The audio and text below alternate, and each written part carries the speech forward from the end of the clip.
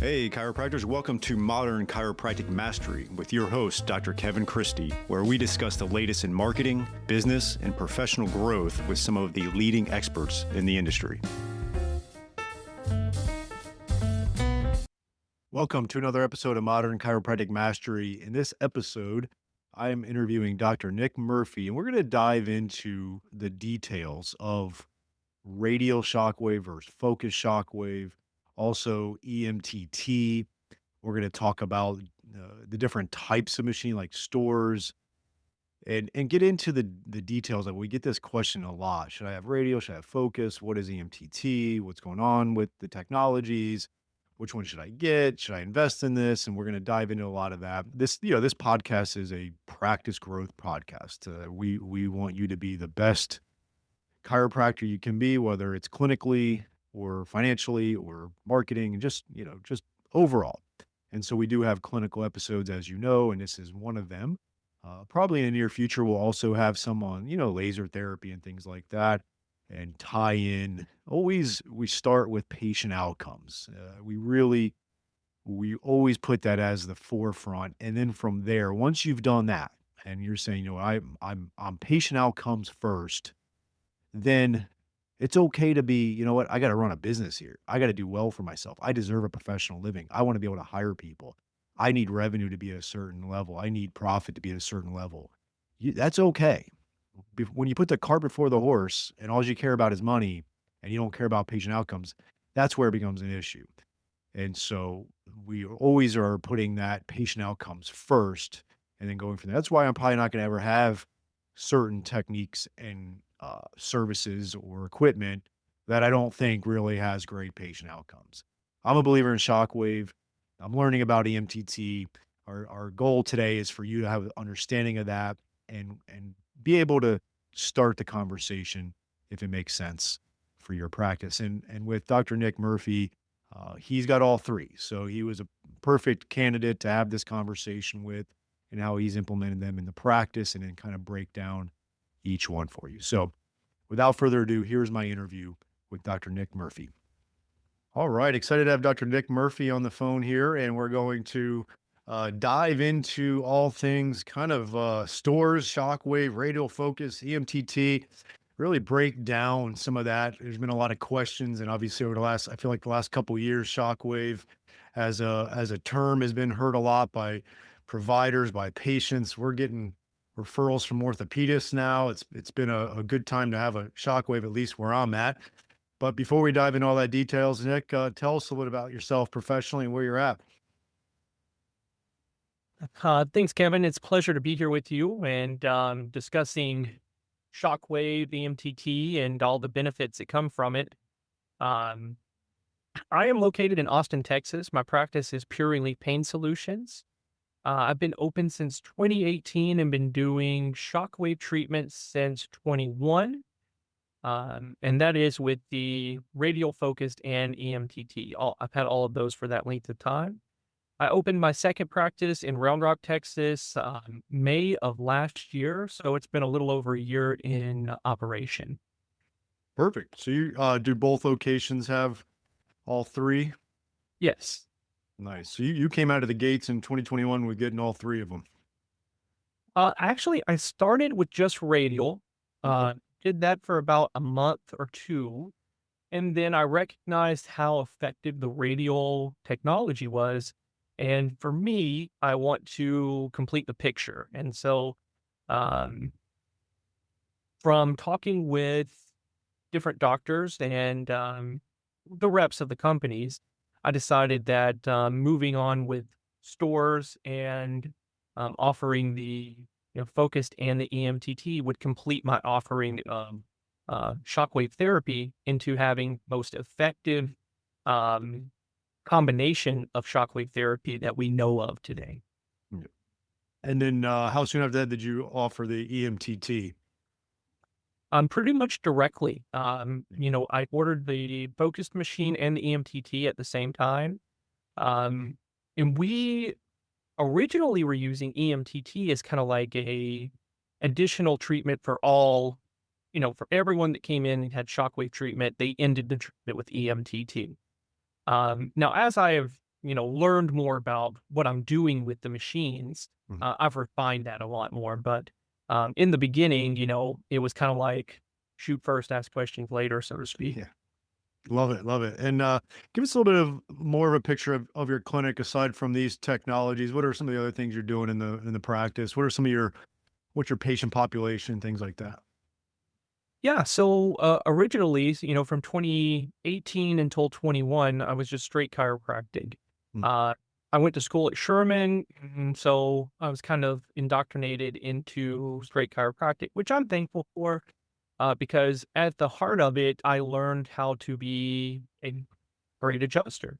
yep. And I do think that for chiropractors, having that skill from the beginning, to build off of, is a great basis for going in and doing additional modalities.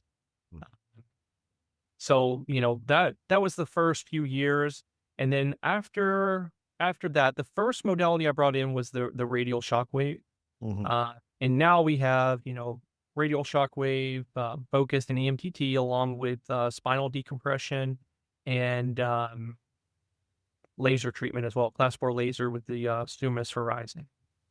Perfect. All right, great. So, um, you mentioned stores. Tell us a little bit about that. Why you feel like that's kind of the technology to go with, and how I guess I guess I'll give a little bit of a context for the audience too, because there's going to be the technology, and that's the stores, and then there's obviously going to be different types of stores. Your radial focus, there's, and we'll dive into that here coming up, and then there's obviously companies that distribute stores. And then, outside of that, there's a lot of, you can go to China, which I don't necessarily recommend. There's a lot of things out there, but just why is stores the technology to have?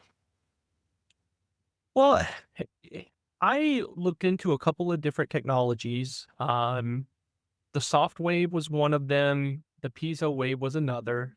Mm, And I settled with stores mainly because I like the depth of penetration and the ability to control the strength of the treatment.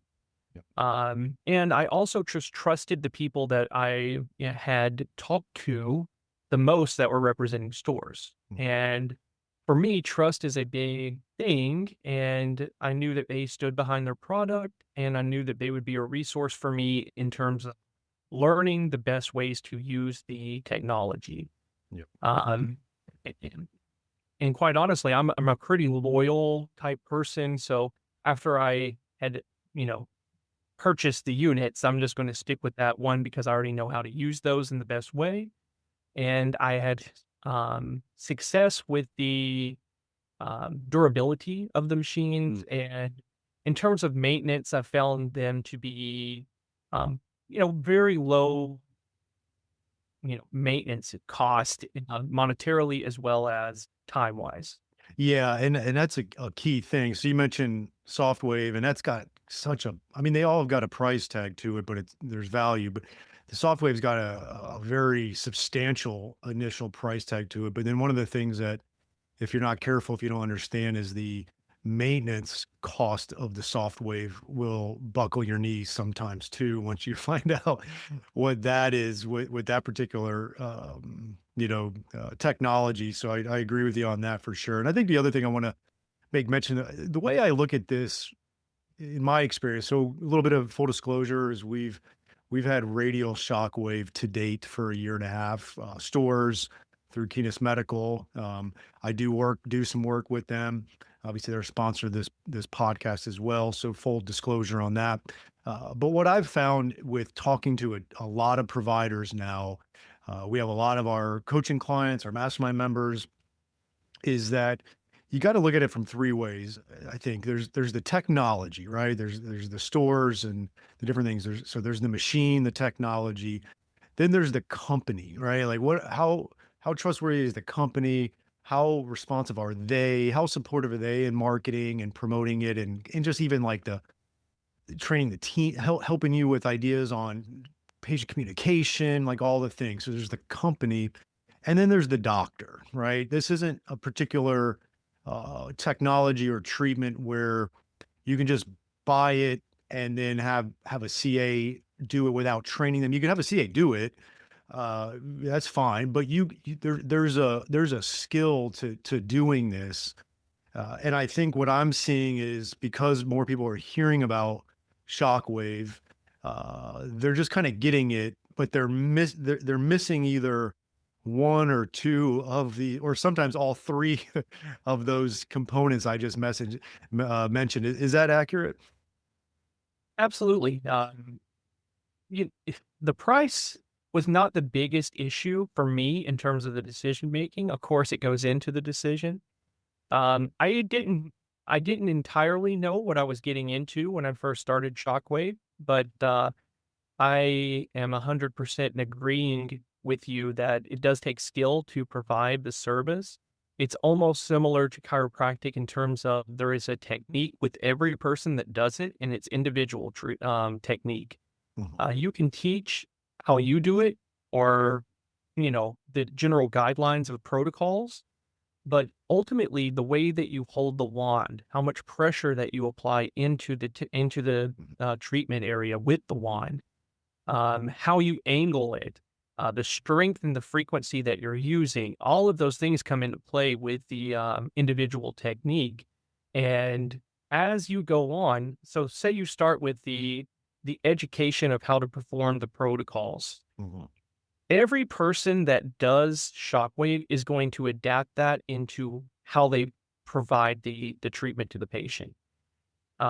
So yeah, I find there to be a lot of skill level for the individuals performing it. And in my offices, I started doing all the shockwave treatments. So when we first received the technology, I did every treatment that came in for shockwave for approximately a year and a half. mhm, At that point, I felt fairly comfortable that I understood everything to a point where I can teach it to other people. mhm. Um, I hired a CA to take over doing treatments and took her to a seminar, which was held by Kenis in Atlanta, Georgia. And she had been working through my guidance for roughly 3 months before that, Yeah. which I would highly encourage any doctor out there listening to first teach them yourself and then take them to the conference. Her ability after we came back from the conference was probably fourfold. She was incredible after that. So I really found it to be a great investment, especially for someone that is going to be with you, right? I Yeah. mean, it's hard to invest that much for someone that may be short term. That this individual ended up going to chiropractic school, and she's there currently. Yeah. No, I love it. And a little correction on there, and my doctor went as well, and we've had a lot of our mastermind members go. Probably the Academy of Shockwave Excellence in Atlanta, right? For the teaching. Yes. Yeah, they're great. And David Rudnick is someone I had on our podcast, and Ben Fergus also on the podcast, and they teach for the academy there, and they just do a great job of getting you confident. Because obviously, just like anything, the confident chiropractor is not afraid to make the appropriate recommendations, and then obviously we'll get the patient outcomes. Because everything we try at MCM, whether it's the podcast or coaching, everything's patient centered, but then we also realize there is a business around this, but as long as we put the patient first, we can then say that's our table stakes. Now we can talk about, yeah, there is a business side of this as well. And when we've found that doctors have gone and actually learned how to do this, now you're applying really skilled application to a great technology, you're getting the results. And then when you get the results, it's easy to sell. It's easy to get the ROI. Like it kind of flows from there. And I want to talk about money a little bit without going into the details of it. But I'm not here. I'm not a financial expert. I'm not an accountant. I'm not Dave Ramsey. I don't know what people, and it's not my business of what people's adverse, or like maybe they're a little adverse to taking on debt or like getting an equipment loan. But I could just say like there is financing out there. So if you look at the ticket price and you can't afford X amount for it, it is still within reason. It's reasonable. There is good financing out there. And if I could tell you like, I think our payment was like 400 a month for the radial. and we've been doing like, 7 to 13,000 a month in Shockwave sales since we've got it. Like, this is just a no-brainer. And then if you are debt adverse and you don't like to take out equipment loan, then the money you're making off it, just pay off the thing sooner, right? And I always get concerned when someone is really like, let's say they fully believe in what Shockwave does, whatever unit you want to get, you really are all in on it, but then you're just, I don't have the cash laying around to buy it. And then you just don't do it and you delay it and delay it and delay it. And you're now delaying potentially results and you're delaying practice growth. So I just wanted to put that out there. I know that was a long ramble, right, Nick? No, I don't think it's too long. I think that you're really trying to encourage people to do something to better their practice, and not just for their patient outcomes, but also their finances. And I'm on board for that. I think that all chiropractors, um, if this is something that you're interested in doing, don't worry about the money so much. Understand that the equipment works. It Mhm. does provide better outcomes, especially for extremities. I mean, so many different things that it provides great results for. But um, you're going to make better outcomes for your patients, and you can easily figure out how to make money with this device. Yeah. It's not even difficult. Yeah. No, it's not. And there's a big difference between an equipment loan, like a selective equipment loan where you've got a strategy around it, and putting a Louis Vuitton purse on your credit card, right? Like there's different types of debts, and we'll just kind of leave it at that for the sake of this episode. Let's take a break from today's episode and announce our first sponsor. This is going to be Propel Marketing and Design. I've known Darcy Sullivan for years. We've worked hand in hand on my websites. I don't trust anybody else to do this search engine optimization. She does a great job. There's so much to it. A lot of the lingo and the words are beyond my comprehension, but it's just amazing work that she does. And if you're really going to get results with Google, you have to make sure your website is SEO optimized. And I really don't want you doing it yourself as a chiropractor. So you just have to have this type of stuff done. And if you're looking to get more organic online traffic that pulls in new patients, Propel Marketing and Design is currently offering chiropractors who listen to this podcast a free SEO website review. The free review will help you uncover methods that will improve your website and boost your search engine visibility.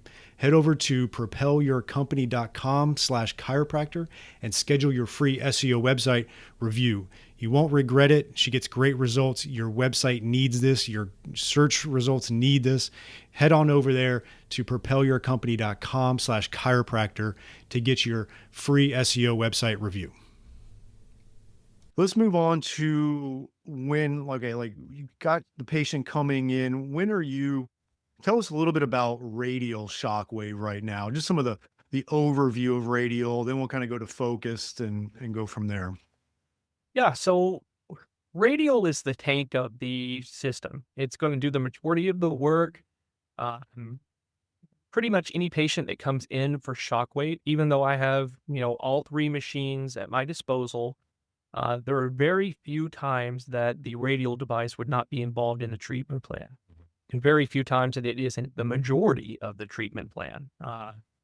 I tend to think that it's about a 75% of the work with Shockwave can be accomplished with the radial device. And especially if you take the time to learn about the different tips that can go on, as well as the application of those tips. Yep. Knowledge is really one of the biggest keys in Shockwave. If you know how to use the equipment to create the outcomes, then you're going to be able to do that. But going a little bit further into radial, most of the time when I am talking with patients, I describe it as more of a shotgun versus the rifle of the focus machine. Mhm. And so, as you can tell from the analogy, it's going to be more superficial and spread out with the radial device, versus the focus, which is a very pinpointed and deep penetrating uh, device. Radial, um, I really love the radial device. I love it for treatment on myself. And so when I originally purchased the device, it was because my shoulder was giving me problems. Like I said, I adjusted high volume for years and years, which I still do, but Mhm. I adjusted at high volume, and I was having shoulder issues and elbow issues. Um, so we got the radial device, and we started playing around with it. And what I came to find is, wow, my shoulder and my elbow feel a ton better in a very short period of time using this. And it's been hurting for like 6 months because it can never get any rest from the adjusting. Mhm. So after it worked on me, I was very confident in the fact of, wow, this stuff really is what it's been billed as. And started taking on cases, and predominantly I started with shoulders because we get a lot of shoulders that come in. We tend to see a lot of construction workers, people that are very active and abusive to their bodies, and in some situations neglectful. So we're catching people that, shoulder's been a problem for a year or maybe even 3 years, stuff like that, where they haven't done anything and it's just been continually being compensated for and making deeper problems. Shockwave, well, radial shockwave in particularly, Mhm. works 80% of patients that are coming in with shoulder Mhm. problems. Now, we know as clinicians that there are some problems that are far more difficult than others. We're just having, tendinopathies, things of that nature. We're going to have very high success rates. If it's a deeper issue, labrum, um, different types of impingements, it may be a lesser success rate, but you're still going to make progress with that patient. It just might not be my pain's completely gone and I have full range of motion. It may be that my range of motion is much, much better, but when it's getting stressed, my joint still hurts. Mhm. And I try to be very clear with the patients in terms of the expectations of the treatment. Um, but yeah, no, the radial device works exceptionally well. I think that as we learn more applications of it for different complaints, that it's only going to continue getting better and better. Yeah. Perfect. Okay. And then with focus, what are a few areas or scenarios that you're seeing where you're just like, oh, this focus is going to really get us where we need to? Yeah, the focus device is awesome. You know, it's not it's not for everyday, like, maintenance treatments and stuff like that. There isn't p there aren't people that come in that are like, "Hey, I would love a focused shockwave treatment." Hmm.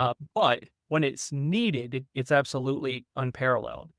Um, let's say you had someone healing from a fracture in the foot.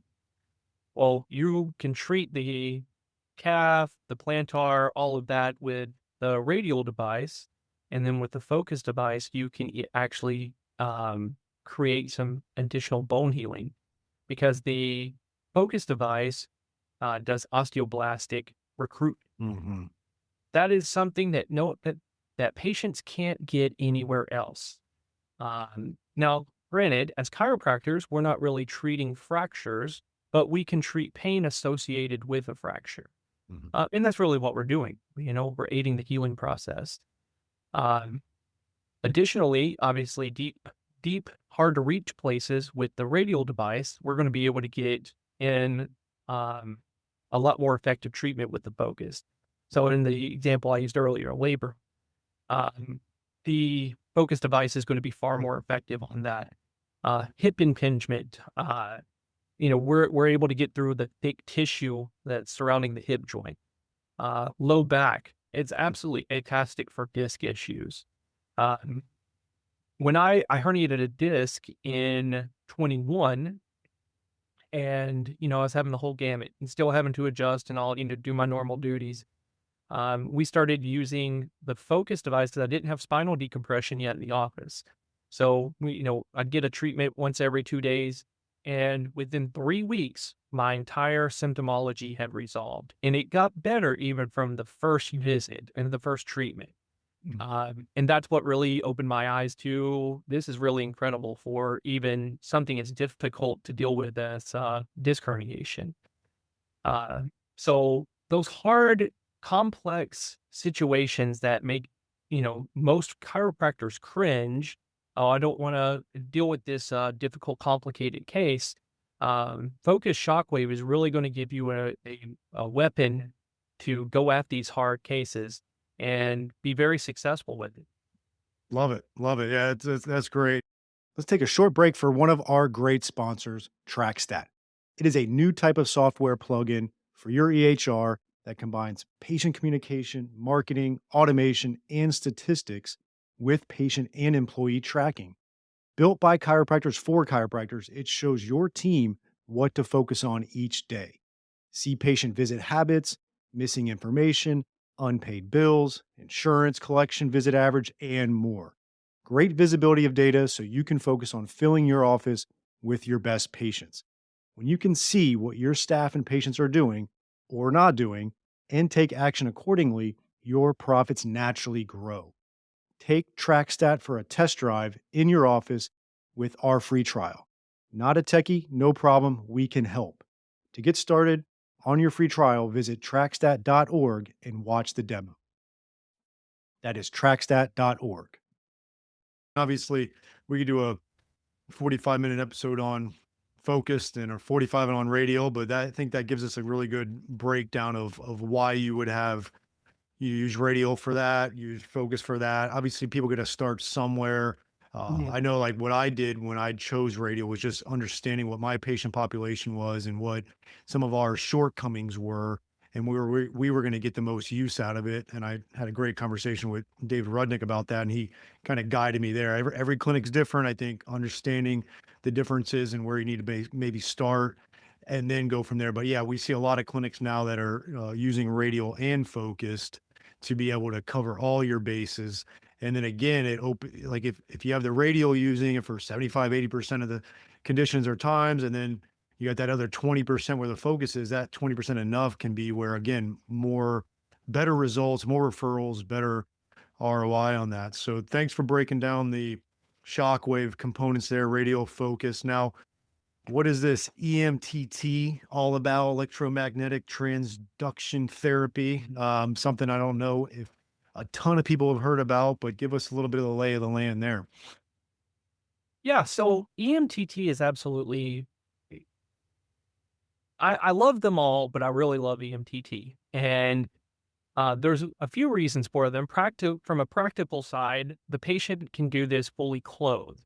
Mm, So you don't have to have private space for the treatments. Generally, it is not painful, although it can be. So the patient generally doesn't object to the treatment. Sometimes with shockwave, it can be a little painful in the delivery of it. mm, So patients may have a little bit of fear associated with that, whereas with EMTT, there is none of that.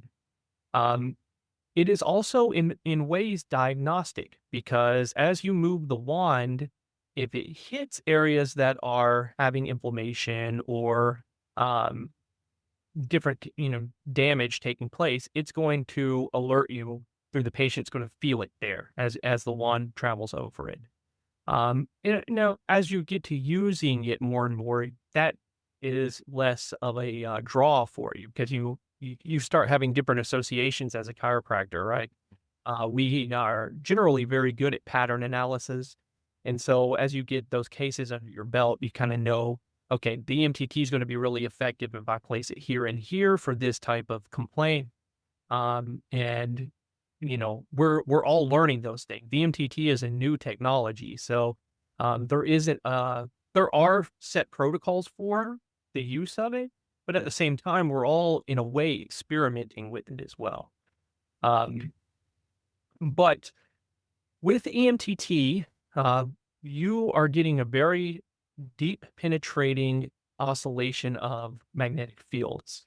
mhm. Now, I'm sure many people are familiar with PEMF, Yep. and EMTT is similar to the application of that, but it has much different amplitude and duration of the pulse itself. Mhm. The pulse is much stronger. If I'm remembering correctly, it's 40 times stronger than a PEMF impulse, and it's much shorter in that impulse. I'm not positive of the exact time on that, but it oscillates extremely quickly. Um, Now the gradient can penetrate deeply. I think it's like 8 inches Mhm. in terms of the depth.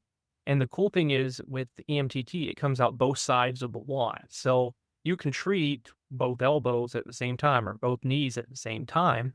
Um, and the treatments are generally fairly quick. You may The longest treatment you have with EMTT probably 12 to potentially 20 minutes if you're really going over many areas with it. But Mhm. in my office, 7 to 10 minutes of treatment with EMTT is about the norm. Um, Now, EMTT, as you said, electromagnetic transduction therapy, we're working with magnetism. Yeah. Uh, the pulses pass through tissue fairly easily, and it's going to be um, manipulating the cell membrane. And that's going to help with the calcium and potassium and sodium moving through the channels to increase the cellular metabolism. Let's take a short break from today's episode to tell you about the best decision I've made in my clinic in the last 10 years, and that has been adding shockwave therapy to our clinic. The outcomes have been really impressive. Certain conditions we were struggling with in the past, we're now seeing results with the shockwave therapy for that. And second of all, the ROI has been really good. You know, when you make a big investment in something, you want to see a return, and we're seeing that return in clinical outcomes and in our investment, and that's been really nice to see. I chose Keenest Medical for 4 reasons. One is the technology is top notch. You have to have great technology. There's a lot out there that isn't quite up to snuff. The second thing is they have a really good clinical training. They have an exclusive partnership with Academy of Shockwave Excellence so that you can become clinically proficient in shockwave. You do need to get skilled at it. I think that's a big differentiator between practices that are getting great results and seeing the ROI is they have a great clinical aspect to that as well. So you want to get trained appropriately. Third is they have in-house service team for all of your technical support, which is key when you're investing in a machine like this. And then lastly, they have a very in-depth marketing and business support for you so that you can launch this into your practice effectively, that you can get that ROI on it, that you can get the clinical outcomes. And they also have really good financing options if you need that. So go to kinasmedical.com, KINAS medical.com, mention MCM podcast and receive a free shockwave in practice book with a purchase of a unit. So that's kinasmedical.com, KINAS medical.com, and mention MCM podcast. Now, when your patients come in, are some patients only getting EMTT, or are you using that as a in conjunction with one of the radials or focus? How's it kind of breaking out with your patients there? Yeah, so I will certainly do EMTT as a standalone treatment. One, it's far less costly for a single treatment than shockwave. Um, so if someone's coming in and they have a hot disc, I am going to likely use EMTT as a primary treatment. We get fantastic reduction in acute disc herniation with the EMTT. So that's just um, one example that I would use that individually. Now, another situation with tennis elbow, I've come to find that it works extremely well with just as a specific condition.